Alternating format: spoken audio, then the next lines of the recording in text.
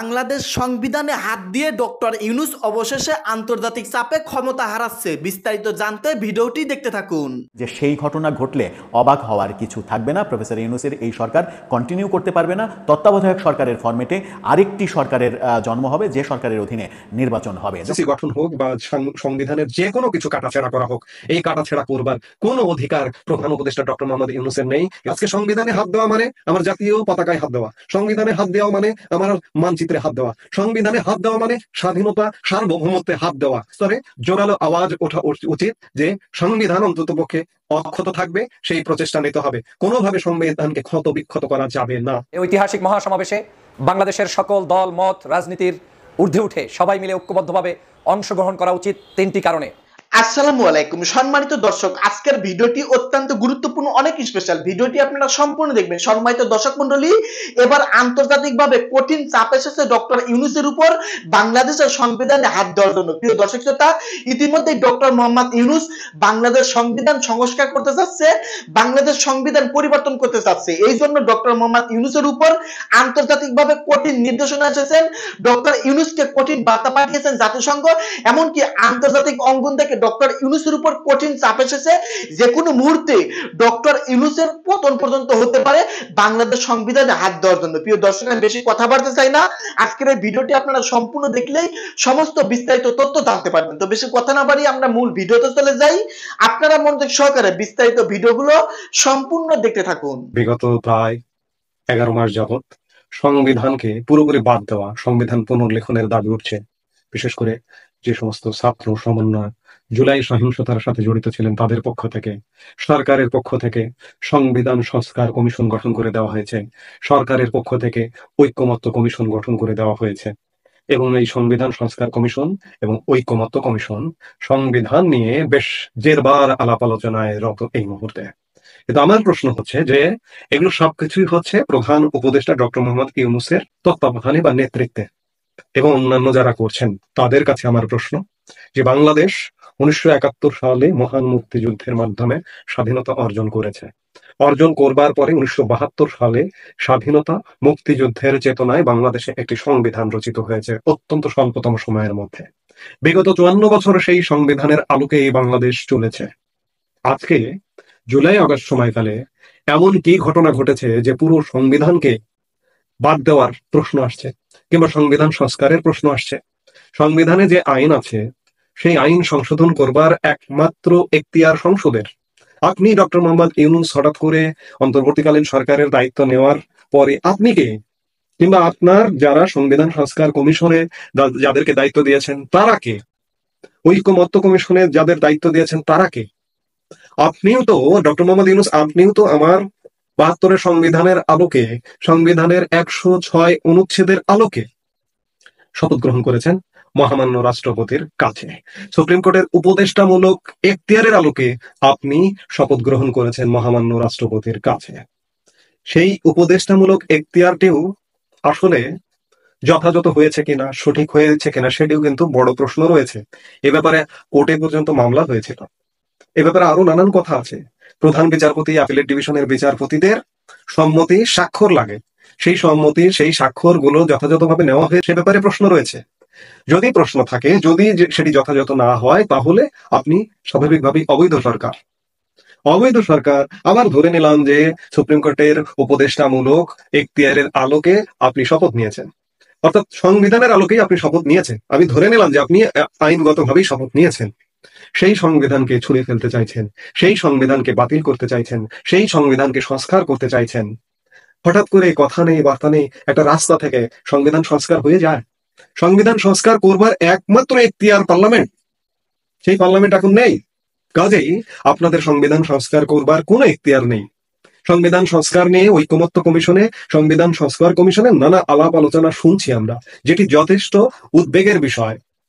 সংবিধান যদি কেউ সংশোধন করতে চায় বা সংবিধান সংসদ ছাড়া যদি কোনো কাটাছেড়া কেউ করতে চায়, তাহলে কি হয় আপনারা নিশ্চয়ই জানেন। সংবিধানের 7 গ অনুচ্ছেদ অনুযায়ী কোনো ব্যক্তি শক্তি প্রদর্শন বা শক্তি প্রয়োগের মাধ্যমে বা অন্য কোনো অসাংবিধানিক পন্থায় এই সংবিধান বা ইহার কোনো অনুচ্ছেদ রদ রহিত বা বাতিল বা স্থগিত করিলে কিংবা উহা করিবার জন্য উদ্যোগ গ্রহণ বা ষড়যন্ত্র করিলে কিংবা খতে বলা হয়েছে এই সংবিধান বা ইহার কোনো বিধানের প্রতি নাগরিকের আস্থা বিশ্বাস প্রত্যয় পরাহত করিলে কিংবা উহা করিবার জন্য উদ্যোগ গ্রহণ বা ষড়যন্ত্র করিলে তাহার এই কার্য রাষ্ট্রদ্রোহিতা হইবে এবং ওই ব্যক্তি রাষ্ট্রদ্রোহিতার অপরাধে দোষী হইবে। 7-2 বলা হয়েছে কোন ব্যক্তি এক দফায় বর্ণিত ক কোন কার্য করিতে সহযোগিতা বা উস্কানি প্রদান করিলে কিংবা কার্য অনুমোদন মার্জনা সমর্থন বা অনুসমর্থন করিলে তাহার এইরূপ কার্যই একই অপরাধ হইবে। এই অনুচ্ছেদে বর্ণিত অপরাধে দোষী ব্যক্তি প্রচলিত আইনে অন্যান্য অপরাধের জন্য নির্ধারিত দণ্ডের মধ্যে সর্বোচ্চ দণ্ডে দণ্ডিত হইবে। আজকে কথায় কথায় বিভিন্ন প্রসঙ্গক্রমে রাষ্ট্রদ্রোহিতার কথা এসে যায়।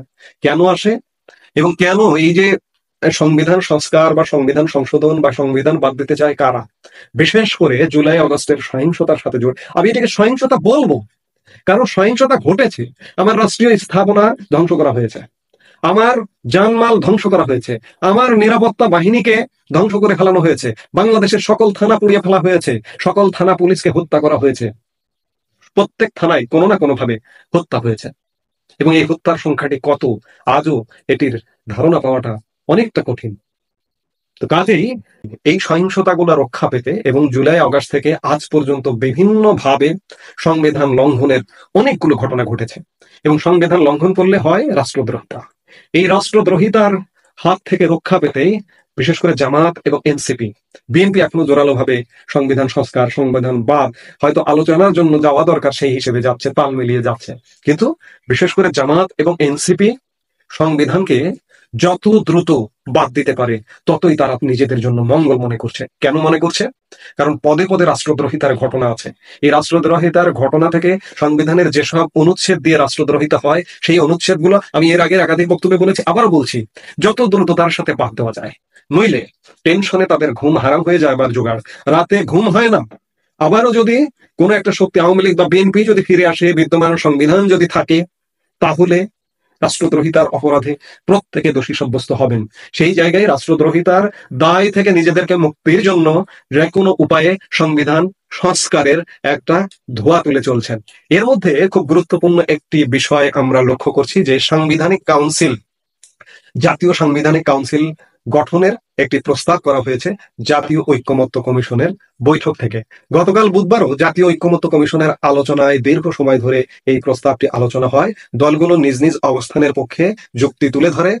বলা হচ্ছে যে ক্ষমতার ভারসাম্য আনতে এবং এক ব্যক্তির হাতে ক্ষমতা যাতে কেন্দ্রীভূত হয়ে না যায় সেজন্য সংবিধানে যেসব সংস্কার আনার প্রস্তাব করা হয়েছে তার একটি হলো এনসিসি গঠন। প্রস্তাব অনুযায়ী নির্বাহী বিভাগ, আইনসভা ও বিচার বিভাগ, রাষ্ট্রের এই 3টি অঙ্গের প্রতিনিধিদের সমন্বয়ে এনসিসি গঠিত হবে। নির্বাচন কমিশন বা ইসি, পাবলিক সার্ভিস কমিশন বা পিএসসি বিভিন্ন সাংবিধানিক পদে এবং প্রতিরক্ষা বাহিনীগুলোর প্রধানদের নিয়োগের জন্য এই কাউন্সিল রাষ্ট্রপতির কাছে নাম পাঠাবে। রাষ্ট্রপতি তাদের নিয়োগ দেবেন, কিন্তু বিদ্যমান নিয়ম অনুযায়ী বা বিদ্যমান সংবিধানে যে নিয়ম আছে সেই অনুযায়ী প্রধানমন্ত্রী ও প্রধান বিচারপতির নিয়োগ ছাড়া রাষ্ট্রপতিকে অন্য যে কোনো কাজ প্রধানমন্ত্রীর পরামর্শ অনুযায়ী করতে হয়। এনসিসি গঠন করা হলে সাংবিধানিক পদগুলোতে নিয়োগের ক্ষেত্রে প্রধানমন্ত্রীর ক্ষমতা কমবে। যেটি হোক, এনসিসি গঠন হোক বা সংবিধানের যে কোনো কিছু কাটাছেড়া করা হোক, এই কাটাছেড়া করবার কোন অধিকার প্রধান উপদেষ্টা ডক্টর মোহাম্মদ ইউনূসের নেই, ইউনূসের পরিষদের নেই এবং এখন যারা এই পরিষদ গুলোতে নিয়ে কাজ করছেন, সংবিধান সংস্কার কমিশনে কাজ করছেন, ঐক্যমত্য কমিশন নিয়ে কাজ করছেন, কারো কোনো অধিকার নেই। একমাত্র অধিকার, সংবিধান একমাত্র অধিকার দিয়েছে আমাদের জাতীয় সংসদকে, আমাদের পার্লামেন্টকে। নির্বাচন দিন, নির্বাচন দিয়ে নির্বাচিত প্রতিনিধিরা আসুক, এসে সংবিধানের যদি মনে করে যে আমূল পরিবর্তন করতে হবে, পরিবর্তন করুক। তারা তো জনগণের অন্তত পক্ষে প্রতিনিধি। কিন্তু আপনি কে?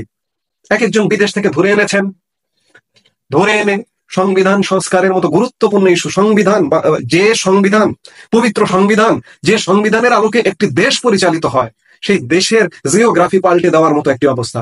আজকে সংবিধানে হাত দেওয়া মানে আমার জাতীয় পতাকায় হাত দেওয়া, সংবিধানে হাত দেওয়া মানে আমার মানচিত্রে হাত দেওয়া, সংবিধানে হাত দেওয়া মানে স্বাধীনতা সার্বভৌমত্বে হাত দেওয়া। কাজে এই সংবিধানে হাত দেওয়ার একটা অনির্বাচিত অস্থায়ী ঠুনকো সময়ের জন্য এমন সরকারের কোনো অধিকার নেই। আমি বলবো যে সর্বস্তরে জোরালো আওয়াজ ওঠা উচিত যে সংবিধান অন্ততপক্ষে অক্ষত থাকবে, সেই প্রচেষ্টা নিতে হবে। কোনোভাবে সংবিধানকে ক্ষত বিক্ষত করা যায়। 28শে জুন ঢাকার ঐতিহাসিক সোহরাওয়ার্দী উদ্যানে চরমনায়ের পীর সাহেবের আহ্বানে ইসলামী আন্দোলন বাংলাদেশ কর্তৃক অনুষ্ঠিত হতে যাচ্ছে ঐতিহাসিক মহাসমাবেশ।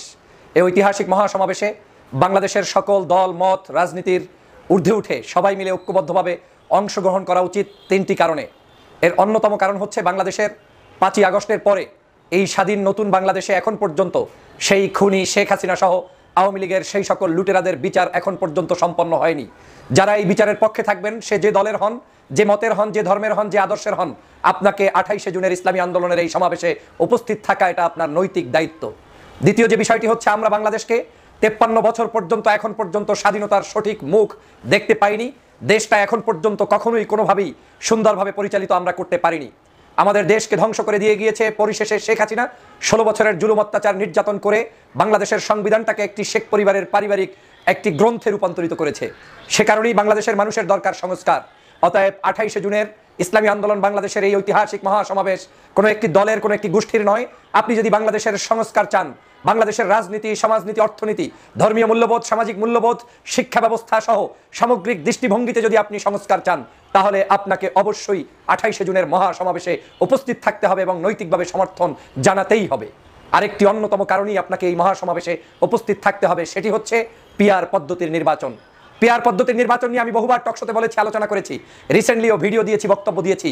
এই পদ্ধতিটা হচ্ছে বাংলাদেশের এমন একটি পদ্ধতি, যেই পদ্ধতিটা অনুসরণ করলে বাংলাদেশের প্রত্যেকটি নাগরিক তার ভোটের অধিকার ফিরে পাবে। আপনি বাংলাদেশের টেকনাফ থেকে তেতুলিয়া পর্যন্ত যে কোনো প্রান্তে আপনার পছন্দের একজন প্রার্থী বা দলকে ভোট দিবেন, ওই ভোটটাই গিয়ে আপনার পছন্দের প্রার্থীকে এমপি বানিয়ে সংসদে নিতে সক্ষম হবে, তথা পার্সেন্টেজের ভিত্তিতে, সংখ্যানুপাতির ভিত্তিতে। আপনি যদি সারা বাংলাদেশেও 3% ভোটও পান, তাহলে এই সংসদেই, বিদ্যমান সংসদে আপনার 300 আসনের বিপরীতে 9টি সিট আপনার দলের লোকেরা পায়। বাংলাদেশের ডান হোক, বাম হোক, ইসলামিক হোক, অনইসলামিক হোক, প্রত্যেকটি নাগরিকের বৈষম্যহীন বাংলাদেশ গঠন করতে এই পিআর পদ্ধতির বিকল্প কিছুই নেই। এই সংসদে যদি আপনার প্রতিনিধি পাঠাতে চান, সবচেয়ে সহজ পদ্ধতি হচ্ছে আপনাকে এই পিআর পদ্ধতি তথা সংখ্যানুপাতিক হারে নির্বাচনের পথেই হাঁটতে হবে। চরমনায়ের পীরের আহ্বানে অনুষ্ঠিত এই মহাসমাবেশ সেই দাবিটাও তুলছে যে আমরা বাংলাদেশে সংখ্যানুপাতিক হারে নির্বাচন চাই। এই সংখ্যানুপাতিক হারে নির্বাচন চাইলে কারো কষ্ট পাওয়ার কিছু নাই, বেদনার কিছু নাই। যে সর্ববৃহৎ দল সে সর্বোচ্চ আসন পাবে, যে সর্বক্ষুদ্র দল সে সর্বক্ষুদ্র আসন পাবে, কিন্তু আসন নিশ্চিত হবে এবং বাংলাদেশের সংসদটি একটি দেশপ্রেমিক, শিক্ষিত, ভদ্র, সজ্জন মানুষদের দ্বারা স্বাধীন বাংলাদেশ গঠন করা সম্ভব হবে। এই সংসদ হবে একটি জাতীয় সরকারের মতো সরকার, যেই সংসদে সমগ্র দল মত নির্বিশেষে সমগ্র জাতিগোষ্ঠীর মানুষরা অনুপ্রবেশ করতে পারবে। সেই ধরনের একটি পদ্ধতি হচ্ছে পিআর পদ্ধতি। অতএব আমাদের এই তিনটি দাবির পক্ষে যারা ঐক্যমত পোষণ করেন, আপনি যে দল করেন, যে আদর্শ করেন, যে মতের হন না কেন, আসুন 28শে জুনের চরমনায়ের পীরের ইসলামী আন্দোলন বাংলাদেশের আহ্বানের এই সমাবেশকে সফল করি। আসুন বিএনপি, আসুন জামাত ইসলাম, আসুন বাংলাদেশের অন্যান্য সকল রাজনৈতিক দল, হেফাজতে ইসলাম, খেলাফত মজলিস সহ ডানপন্থী, বামপন্থী, ছোট হোক বড় হোক, যেহেতু দাবি তিনটি হচ্ছে দেশের দাবি, জনতার দাবি, এই দাবিকে সফল করতে 28শে জুন সোহরাওয়ার্দী উদ্যানে আপনিও অংশগ্রহণ করুন। সম্মানিত দর্শক, আশা করতেছি বিস্তারিত ভিডিওগুলো আপনারা সম্পূর্ণ মনোযোগ সহকারে শুনেছেন এবং দেখেছেন। প্রিয় দর্শক শ্রোতা, বাংলাদেশ সংবিধানে হাত দেওয়ার জন্য ডক্টর মোহাম্মদ ইউনূস কত বড় বিপদে পড়তে যাচ্ছে, কত বড় বিপদের সম্মুখীন হয়েছে। আন্তর্জাতিকভাবে ডক্টর ইউনূস কঠিনভাবে ক্ষতিগ্রস্ত হচ্ছে, তার একটি কারণ বাংলাদেশ সংবিধানে অন্তর্বর্তীকালীন সরকার হাত দিচ্ছে। ইতিমধ্যেই বাংলাদেশ সরকারের পক্ষ থেকে কমিটি গঠন করা হয়েছে এই সংবিধান সংস্কারের জন্য। যাই হোক দর্শক, আমি আর বেশি করে নতুন করে কিছু বলতে চাই না, আপনারা ইতিমধ্যে ভিডিওতে সমস্ত তথ্য দেখে ফেলেছেন। যাই হোক দর্শক, এ সম্পর্কে আপনাদের কোনো ব্যক্তিগত মতামত থাকলে ভিডিওর কমেন্টে অবশ্যই জানিয়ে দিন। প্রিয় দর্শক মণ্ডলী, ভিডিওটি এখানে শেষ করছি। সকলেই ভালো থাকবেন, ধন্যবাদ।